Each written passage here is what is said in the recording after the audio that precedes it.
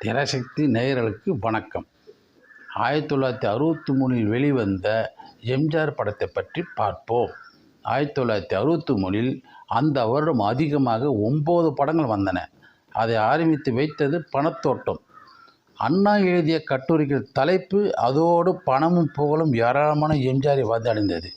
1965 வெளியான எங்க வீட்டு பிள்ளை அவரது ரசிகர்களின் எண்ணிக்கை பல மடங்கு அதிகமானார்கள்.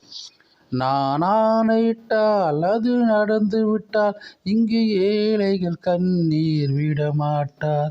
உயிர் உள்ளவரை ஒரு துன்பமில்லை, அவர் கண்ணீர் கடலிலே விழமாட்டார், அவர் கண்ணீர் கடலிலே விழமாட்டார் என்ற பாடல் அவரையும் கட்சியையும் பட்டி தொட்டி எல்லாம் வேகமாக பரவியது.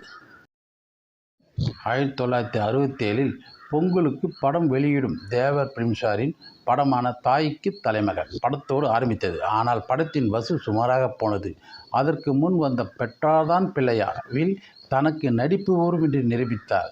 குடும்ப கதைதான். அடுத்த 4 மாதங்கள் கழித்து அரச கட்டளை வந்தது. நீண்ட நாள் தயாரிப்பில் இருந்த படம். துப்பாக்கி ஷூட்டிற்கு பின் ஒரே ஒரு சண்டை காட்சி மட்டுமே நடித்தார். மற்றதெல்லாம் முன்பாக எடுத்தாயிற்று.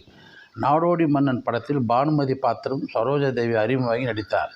இதில் சரோஜாதேவி பாத்திரத்தை முடித்து வைத்து ஜெயலலிதா நடிக்க ஆரம்பித்தார். இந்த படத்தில் நம்பியாருடன் வாள் சண்டை ஒன்று சூப்பராக இருக்கும். பின்னால் தேர் திருவிழா, நீரு நெருப்பும், நினைத்தது முடிப்பவன் படங்களில் கடைசி படமான மதுரை மீட்ட சுந்தரபாண்டியம் வாள் சண்டையில் அருமையாக இருக்கும். அடுத்த வந்த காவல்காரன் படத்திற்கு எந்த எதிர்பார்ப்பும் இல்லாமல் போய் உட்கார்ந்தோம். எளிய நேரடியான கதை, நச்சென்று திரைக்கதை, அதற்கேற்ற சின்ன பட்ஜெட். தலைவா, நீங்கள் பேச வேண்டாம், பேசாமலே நடிங்க, நாங்கள் பார்க்குறோன்னு தேட்டரில் ஜனங்க அழுதாங்க. இன்றையளவும் அந்த குரலை தான் மிம்கரி பண்ணுறாங்க. அவரது அழகான ஒரிஜினல் குரலை எவராலும் மிம்கரி பண்ண முடியாது. விவசாயிகளின் தோழனாக நடித்த படம் விவசாயி. இந்த படம் ஓடாது என்று நினைத்தோம்.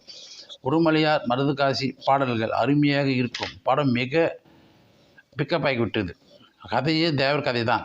1963 பணத்தோட்டம், 1967 தெய்வத்தாய் படங்களில் இதற்கு முன்பே ஜேம்ஸ் பாண்ட் படத்தில் கூறுகள் வந்துவிட்டன. அதனால் பெரிய வெற்றி பெறவில்லை. உதாரணத்துக்கு பட்டணத்தில் பூதம், நான் போன்ற ஜேம்ஸ் பாண்ட் படங்கள் அதிகமாக வந்தன. கண்ணன் என் காதலன் புதுவிதமான கதை. வழக்கமான படத்தில் எம்ஜிஆர் தான் இருப்பார்.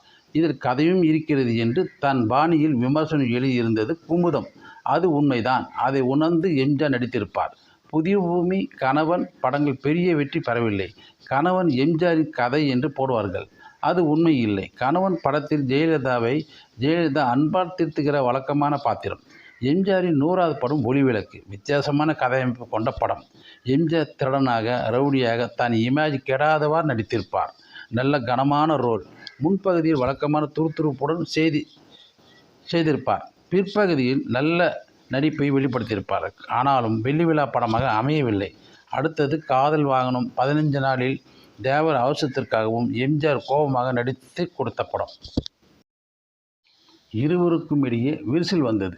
படம் அப்புறம் 3 வருடம் கழித்து நல்ல நேரம் படம் எடுத்தார்கள்.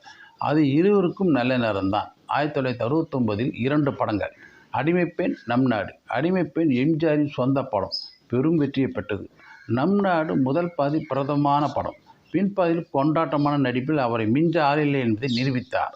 1970 பொங்கலுக்கு மாட்டுக்கார வேலன் வெள்ளி விழா படம். அடுத்தது ராமன் தேடிய சீதை. இந்த அளவுக்கு அமையவில்லை. 1970 என் அண்ணன், தேடி வந்த மாப்பிள்ளை, எங்கள் தங்கம் ஹிட்டானது. தேடி வந்த மாப்பிள்ளையில் நல்ல நகைச்சுவை பாத்திரமாக நடித்திருப்பார். ஷபாஸ் மாப்பிள்ளை படத்திற்கு குமுதம் எழுதின விமர்சனத்தை தனக்கு நடிக்க தெரியாது என்று சொன்னார்கள். தலையில் எம்ஜிஆர் பெரிய கல்லை தூக்கி போட்டு விட்டார்கள் என்று எழுதியிருந்தார்கள். எம்ஜிஆரின் படங்கள் தோல்வியாக இருந்தாலும் அவர் நடிப்பு நன்றாக இருக்கும். பாடல்கள் ஹிட்டாக இருக்கும். எம்ஜிஆரின் வெற்றி படம் பல உள்ளன. அவற்றில் சில படங்களை மட்டும் சொல்லியுள்ளோம். அடுத்த வீடியோவில் எம்ஜிஆரின் வெற்றி படங்களை பற்றி பார்ப்போம்.